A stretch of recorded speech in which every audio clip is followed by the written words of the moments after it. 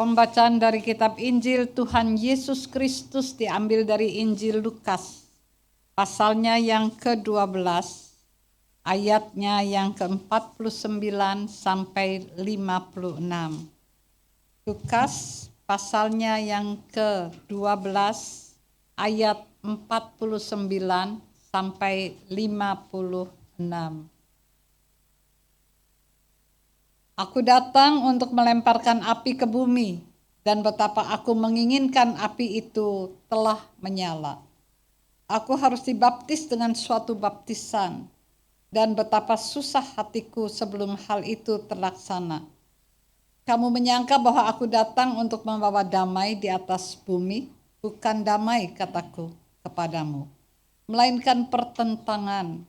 Sebab mulai sekarang akan ada pertentangan antara 5 orang dalam satu rumah. 3 melawan 2, 2 melawan 3. Mereka akan saling bertentangan. Ayah melawan anaknya laki-laki dan anak laki-laki melawan ayahnya. Ibu melawan anaknya perempuan dan anak perempuan melawan ibunya. Ibu mertua melawan menantunya perempuan dan menantu perempuan melawan ibu mertuanya. Yesus berkata lagi kepada orang banyak, apabila kamu melihat awan naik di sebelah barat, segera kamu berkata, akan datang hujan, dan hal itu memang terjadi. Apabila kamu melihat angin selatan bertiup, kamu berkata, hari ini akan panas terik, dan hal itu memang terjadi. Hai orang-orang munafik, rupa bumi dan langit kamu tahu menilainya. Mengapakah kamu tidak dapat menilai zaman ini? Sedemikian jauh pembacaan dari Alkitab. Yang berbahagia adalah mereka yang mendengarkan firman Tuhan dan memelihara dalam hatinya. Haleluya. Haleluya. Haleluya. Haleluya.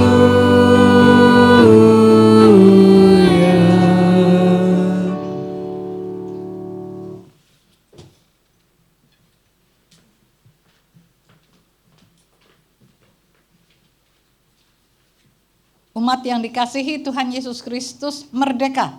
Merdeka. Hari ini kita memperingati 80 tahun kemerdekaan negeri kita, negeri Indonesia. Hari ini kita juga mengingat bahwa kita tumbuh dan menjadi GKI atau gereja manapun juga di bumi ini. Bukan dititipkan dari surga ke bumi ini, bukan. Kita bertumbuh dari bumi ini, dari bumi Indonesia kalau untuk kita. Maka tema kita adalah kehadiranku, kehadiran Kristen di Indonesia.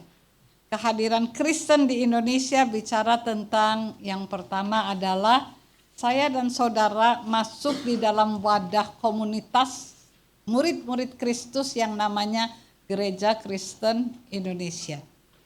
Setiap gereja punya visi dan misi. Ada gereja yang mempunyai visi dan misi mengumpulkan sebanyak mungkin anggota jemaat.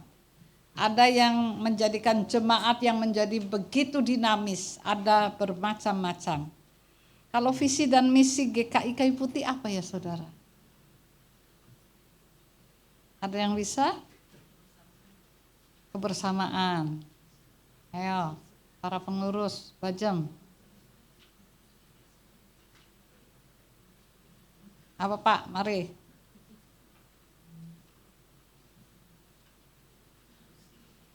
Kita bisa terhenti 10 menit ya. Untuk apa ini ya? Oke. Visi dan misi kita adalah menghadirkan damai sejahtera Allah di bumi ini, di bumi Indonesia. Lalu tagline-nya adalah Church as Family, Family as Church ya. Biarlah ini menjadi satu bagian yang mengingatkan kita kenapa kita ada sebagai gereja.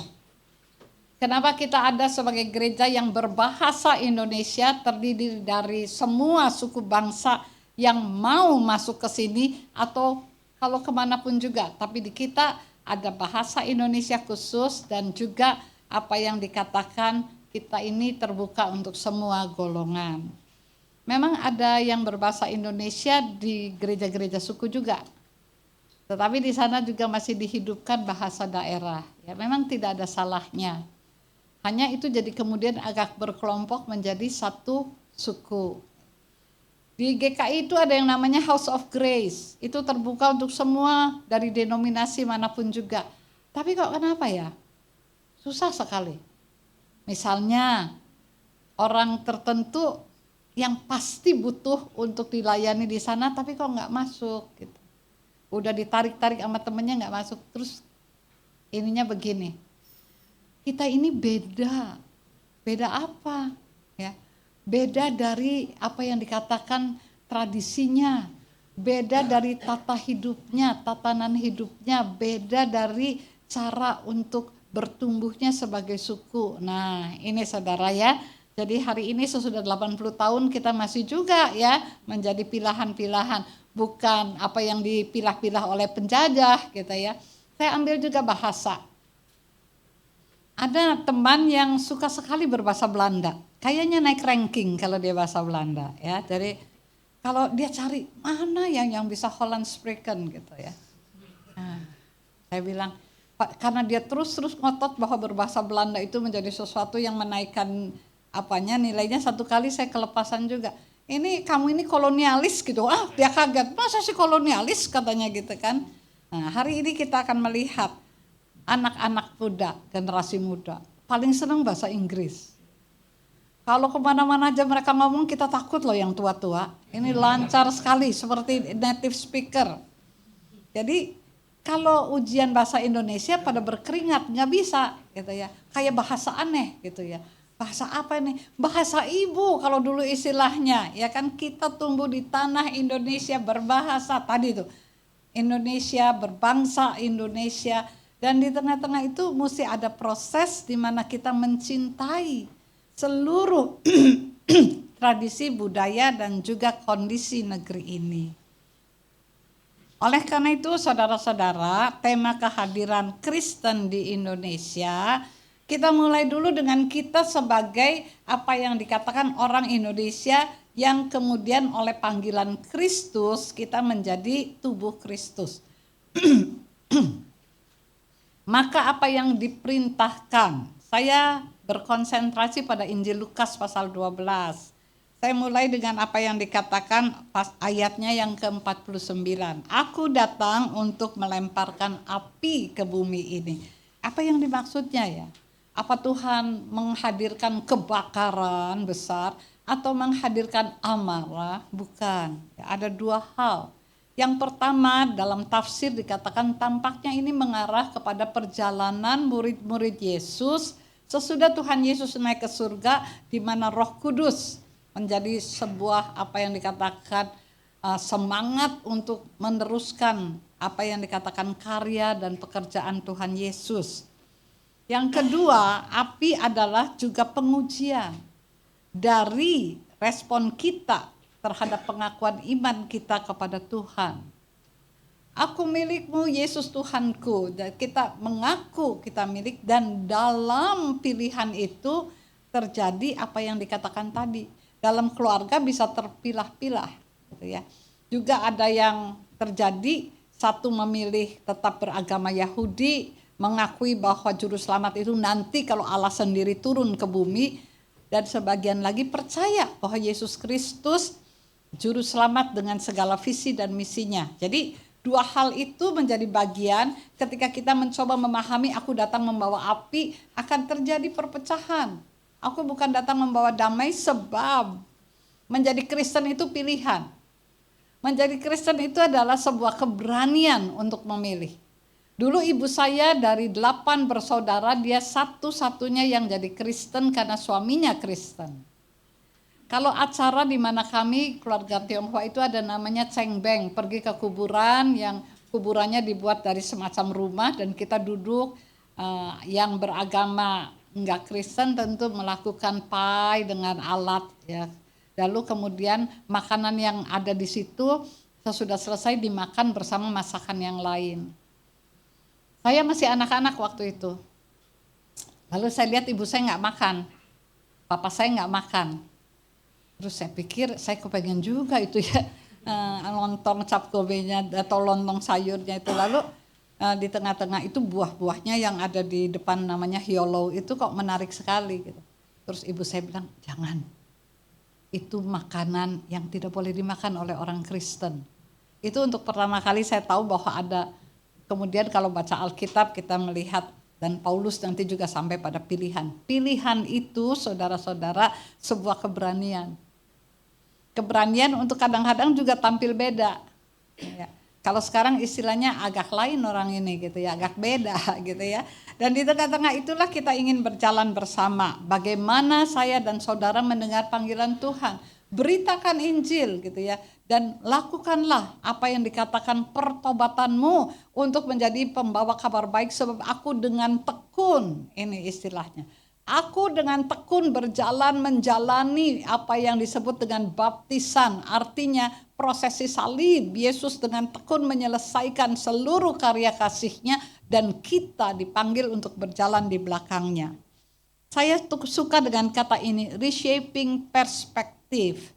Kadang-kadang kita sudah lupa ya, menjadi reshaping perspektif dalam hidup kita. Mengoreksi, membangun kembali, membingkai kembali perspektif hidup kita. Membingkai kembali itu penting karena kita untuk melihat kembali, saya ini sedang apa dan ada di mana. Dan apa tujuan saya menjadi murid Kristus, apa tujuan saya menjadi orang Kristen. Dan ketika kita berani pasti ada yang dilakukan perubahan-perubahan dalam diri kita. Saya dan saudara dipanggil untuk membawa damai. Kapan? Membawa damai itu bicara tentang pertama adalah momentum. Menggunakan momentum yang Tuhan berikan dalam hidup saya dan saudara. Momentum itu ketika kita mengisi apa yang dalam perjalanan waktu, bagian yang kita ingin lakukan pada momen yang pada saat itu sangat berharga. Kadang-kadang ketika kita tidak sadar atau tidak peduli, momen itu lewat dan kita menyesalinya. Momentum adalah kita tidak mau kehilangan apa yang sangat tepat dan dibutuhkan untuk menghadirkan kabar baik di dalam kehidupan bersama dengan yang lain. Mazmur bicara tentang belalah yang lemah, belalah yang susah dan seterusnya. Momentum ini kadang-kadang terhalang oleh pertama keraguan-raguan kita. Nolong enggak ya? Enggak nolong apa nolong enggak gitu. Itu sampai rumah selesai ya. Puji Tuhan sampai rumah gitu ya, konflik kita selesai. Dan itu seringkali menjadi sesuatu yang membawa pergumulan juga dalam hidup kita. Saya menolong beberapa orang secara agak teratur kalau ketemu orangnya, lalu saya mau nambah lagi ya. Jadi kalau ada orang jual celengan yang dari tanah liat itu pengen beli aja, terus cucu saya bilang, Oma mau ditaruh di mana lagi ya? Di atas lemari sudah penuh gitu ya. Terus saya bilang saya bawa ke HOG. Nanti kalau mereka celengannya udah penuh dipukul bersama-sama itu pasti senang gitu. Jadi kenapa saya selalu mau beli? Seandainya saya memikul seperti dia, sudah mati kali saya. Tapi dia itu berjuang dengan begitu, malam-malam masih duduk gitu ya, melihat dagangannya. Terus itu karya seni. Orang bikin ayam-ayaman, kodok-kodokan atau apapun juga. Coba saudara, kita lomba bikin ayam-ayaman di sini ya. Nah, berapa yang berhasil seperti yang mereka buat. Jadi saudara-saudara, momentum itu seperti kesempatan yang ketika kita mencoba mengisinya, kita menemukan maknanya. Tapi ketika membiarkannya, kita akan melihat apa yang dikatakan lewat begitu saja. Dan kenapa momentum itu lewat? Mungkin kita apatis, acuh tak acuh, mungkin kita ragu-ragu dan mungkin kita juga selalu dilanda oleh banyak pemikiran di belakangnya. Kalau saya tolong pengemis, sindikatnya ada di mana ya? Dia ngurusin itu aja kita sampai rumah loh saudara ya. Ini nolong enggak ya? Nolong enggak, nanti kalau dibuka jendelanya ditodong. Kalau enggak buka takut berdosa, tadi dikhotbahin mesti. Jadi di tengah itu mari kita memakai momentum ini. Saudara sudah melihat film Sore, Istri Masa Depan? Laku sekali ya, yang muda-muda ya. Saya kalau punya waktu kepengen nonton 2-3 kali loh saudara. Itu film yang bicara tentang momentum ya. Satu kemenangan berjuang melewati waktu dan juga berdamai dengan waktu. Sore ini, Istri Masa Depan ini adalah satu jalinan antara harapan, kemungkinan yang ingin dia capai, dan juga dalam jalinan perjalanan waktu yang amat rumit dan juga berbelit. Jadi waktu kami nonton ada dua ibu di sebelah kami, dia bilang begini, ya nonton film ini mah ngeliat orang bangun, pingsan lagi, bangun pingsan lagi, bangun pingsan lagi. Tapi pada akhirnya saya pulang dengan perasaan yang merasa amat terganggu, amat sedih gitu ya. Bagaimana cinta berjuang untuk mengubah seakan-akan kalau waktu untuk bisa ditarik ke depan, kalau ada sesuatu yang bisa memperpanjang apa yang menjadi pengharapan dan ternyata tidak. Di tengah-tengah pergumulan dan perjuangannya itu, kita melihat ada satu hal yang membuat si sore ini bertahan dan bukan lagi bicara soal hasil, tapi dia melakukan itu melewati apa yang dikatakan. Dia ingin menarik waktu, dia tidak bisa menarik waktu, dia ingin membebaskan yang di belakang untuk hadir pada kekinian dan yang akan datang. Apa yang mau diubah? Salah pilih dari suaminya, kebiasaan buruk, hati yang tidak bisa mengampuni, bagaimana bergelut dengan perasaan tersakiti, dan sore ini terus berjuang untuk berkata bahwa kamu bisa dirubah. Kita ini bukan takdir, tetapi kita ini hidup bukan patah oleh takdir tapi oleh pengharapan. Dan apa itu pengharapan? Pada akhir film saya berpikir, apa itu pengharapan?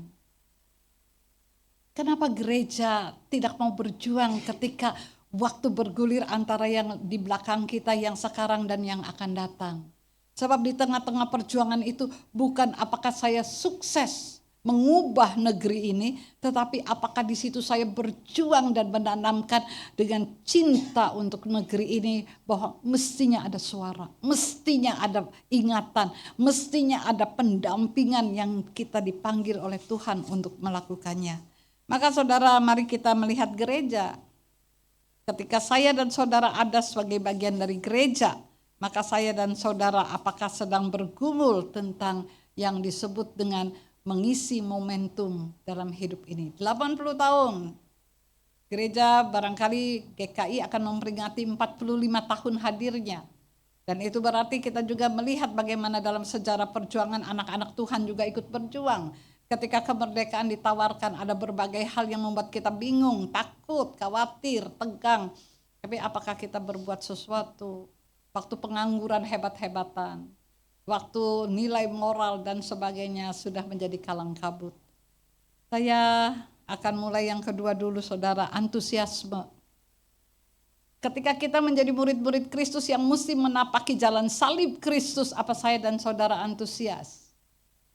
Antusias ini bukan sekedar perasaan yang menggebu-gebu, tetapi berjalan di dalam perasaan itu menjadi tindakan.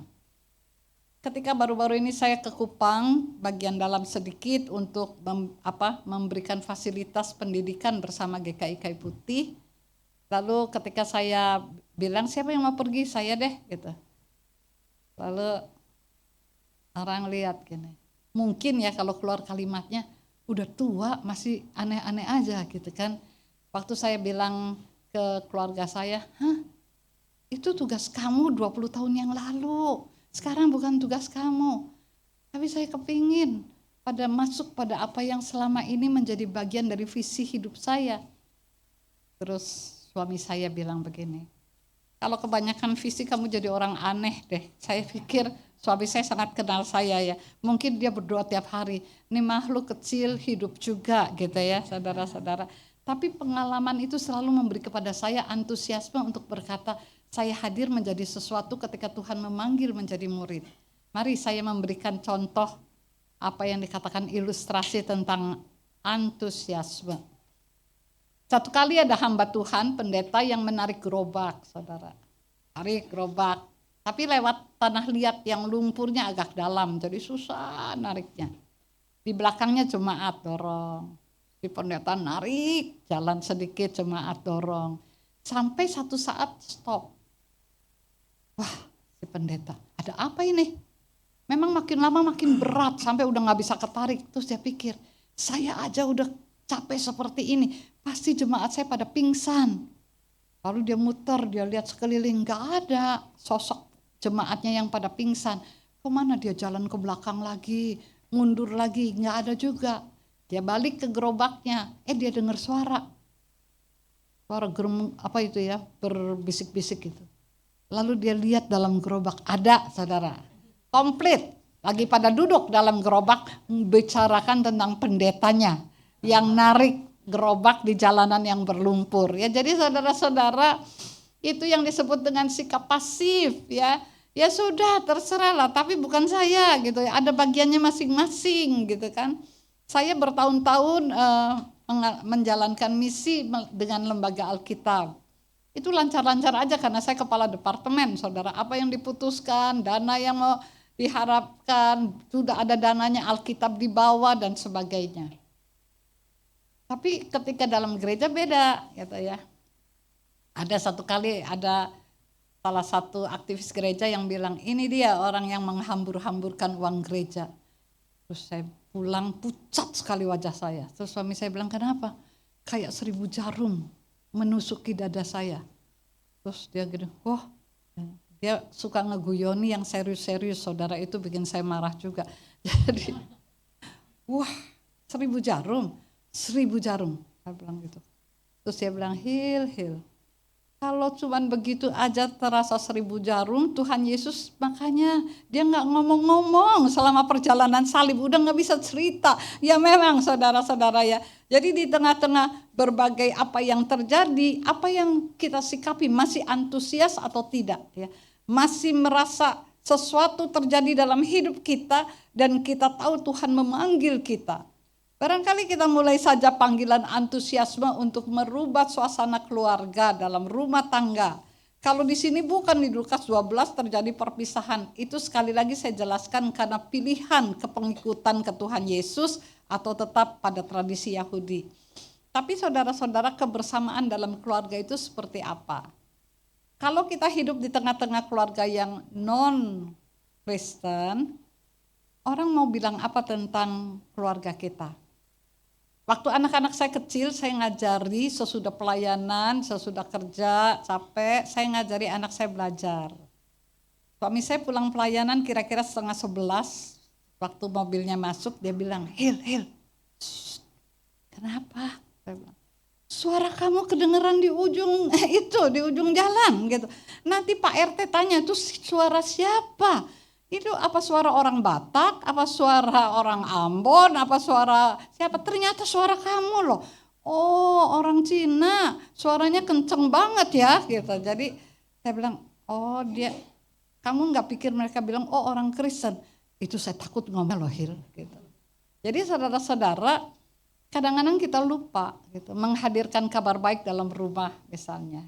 Atau menghadirkan kabar baik di tengah lingkungan kita. Satu kali kamar saya bocor, airnya mengalir terus. Itu dari tetangga, dia nggak bikin lapisan tembok kedua. Terus saya bilang, kita jangan ribut-ribut, pagi-pagi panggil tukang ledeng. Jadi waktu dia traktok ya, membenarkan memberi lapisan baru, tetangga itu datang istrinya. Dia berkacak pinggang di depan pagar rumah saya dan memang, ngapain pagi-pagi ribut-ribut, nggak tahu sopan gini gitu. Wah, saya pikir ini dia, ya kan? Ini dia yang momentum yang paling tepat, saya keluar. Ibu yang bikin kamar saya bocor itu karena ibu nggak bangun lapisan tembok kedua. Saya utang apa sama ibu? Panggil ini, suami saya dari dalam rumah bilang gini, Hil, masuk.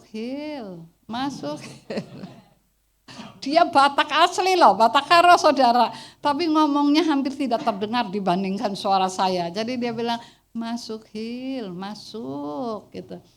Diam dulu, saya bilang ini. Terus dia bilang, nanti kita nggak bisa keluar rumah. Kalau kamu keluar pasti mereka bilang ini dia istri pendeta yang ngamuk. Jadi saudara-saudara ya.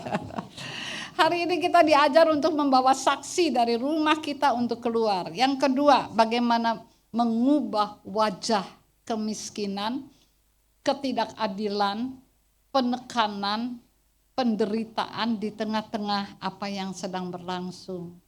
Ini juga kita dipanggil untuk bersama-sama bergandengan tangan bersama dengan seluruh bangsa.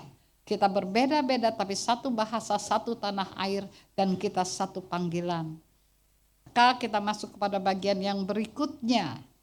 Apakah di tengah-tengah panggilan itu saya dan saudara belajar dari mana? Cinta itu belajarnya dari mana?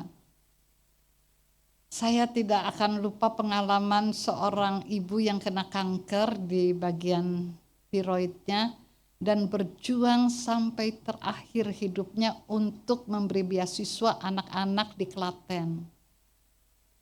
Anak-anak itu anak petani, bukan yang punya tanah ya, pekerja yang bekerja sebagai petani diupah, lalu anak-anak nelayan.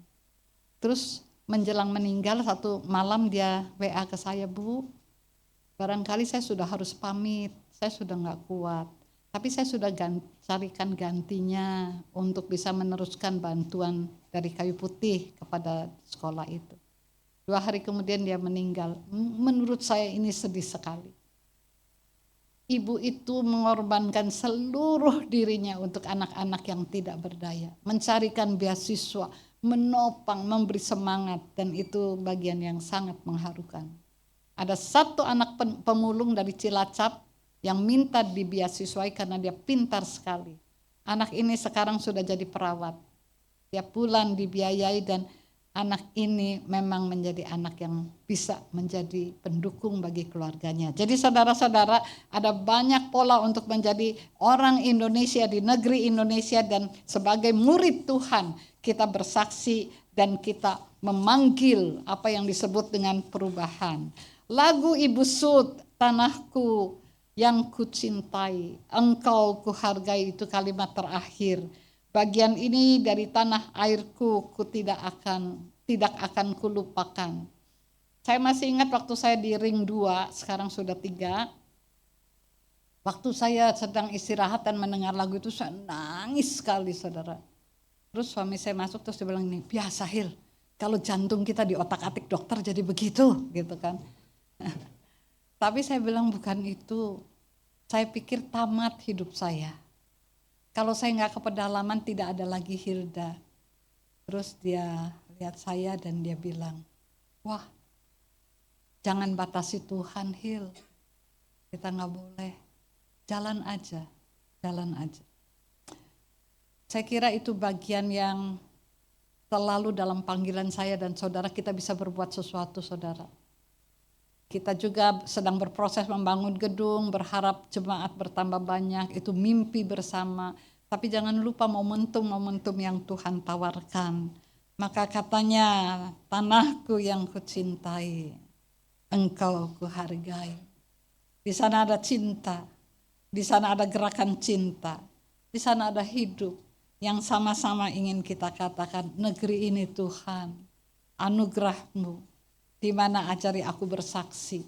Sepanjang perjalanan salib dengan tekun ia selesaikan. Saya dan saudara banyak mengeluh karena dia bukan solving problem dari masalah kita. Saya dan saudara sering berpikir kenapa Tuhan tidak memberi perhatian yang lebih daripada orang di luar kita. Saya baru ketipu pakai scam itu, saudara. Nah, ketipunya pakai emas Antam atas nama teman kami di gereja. Dan teman itu kalau istilah sekarang tajir. Jadi waktu dia tawari ingin membantu saya pikir baik banget ya. Terus aduh kalau jawab enggak gimana gitu. Untung saya nggak punya duit, saudara. Jadi dia tawari, Bu mau 3, mau 2, saya sedang ada di ini nih. Saya bisa uruskan kartunya, seret keluar kartunya pakai nama saya. Jadi saya kan percaya sekali. Saya nggak punya duit, saya bilang. Ya berapalah, ini kesempatan Bu. Katanya emas lagi naik padahal lagi turun loh, saudara, jangan ketipu. Jadi saya bilang satu aja. Itu bukan karena saya kepingin, karena saya nggak enakan aja gitu ya. Saya lagi di ruangan keuangannya katanya, di Pegadaian. Keluar kartunya. Terus tolong ditransfer. Saya bilang ibu aja dulu, nanti saya transfer ke ibu. Enggak, mesti ibu. Nah saya transfer, saudara. Pertama transfer 5 juta. Saya kirim bukti transferannya, terus di situ di WA-nya, kok cuma 5 juta, harganya kan 7,5. Oh iya, saya udah guilty. Aduh, saking bingungnya kok ngirimnya 5, malu banget gitu ya. Orang miskin kirim ke orang yang berkecukupan kok sampai tekor begitu. Takutnya dikira minta lebihnya Anda bayarin gitu. Enggak sih. Lalu saya kirim lagi, ya saya kirim 2,5 lagi. Nah, terus yang memakai nama ibu itu bilang begini, saya juga mau beli satu lagi. Boleh nggak saya pinjam dulu uang kamu 3 juta? Saya tahu, udah ketipu.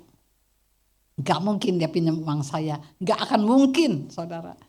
Jadi waktu saya naik mobil sampai di HOG, saya bilang, saya baru ditipu. Iya, ibu tadi tuh nerobos aja lari, dipanggil-panggil nggak nengok. Oh iya ya, berarti iman saya lemah banget ya, terhipnotis saudara. Terus waktu pulang saya cerita ke suami saya, gini, gimana ya nutupnya gitu. Ya udah, kalau Tuhan bilang bagus juga punya pengalaman itu, jalanin aja. Wah, malamnya saya susah loh berdoa, mau bersyukur apa mau nyesel gitu kan. Jadi saya pikir gimana, saya akhirnya gini, Tuhan terima kasih untuk pengalaman ini. Terima kasih bahwa saya boleh mengalami hal yang saya bingung Tuhan gitu ya, ini tanggalnya baru tanggal 10. Dan ketika selesai doa 2 hari kemudian saya dapat kiriman dari orang yang dipakai namanya, Bu saya tutup aja Bu gitu. Enggak apa-apa, bukan salah, enggak apa-apa Bu gitu, terimalah sebagai berkat Tuhan. Saya bukan bilang gini, lain kali mungkin kalau bilang kejeblos berapapun Tuhan akan bayarin, enggak saudara. Tapi pengalaman itu seringkali juga membuat kita bertanya, kok saya ngalamin gini ya, saya udah melayani kok sempet juga ya, malu juga ya bahwa saya itu ketipu ternyata. Kalau orang tanya kenapa, itu ada yang mau nawarin LM murah, oh ibu masih perlu emas gitu kan, malu saudara. Kan saya gak bisa cerita ke semua orang, bukan gitu kan, pada gak percaya. Saya karena gak enakan, mereka cuma nyengir, tahu kan kalau nyengir cuma ujung bibir. Jadi mari kita bersaksi dan kita katakan, di Indonesia merdekaku, Tuhan ajari kami menjadi orang yang memiliki api Kristus mercusuar yang menolong perahu-perahu menemukan jalan kebenaran Tuhan. Tuhan memberkati kita. Amin.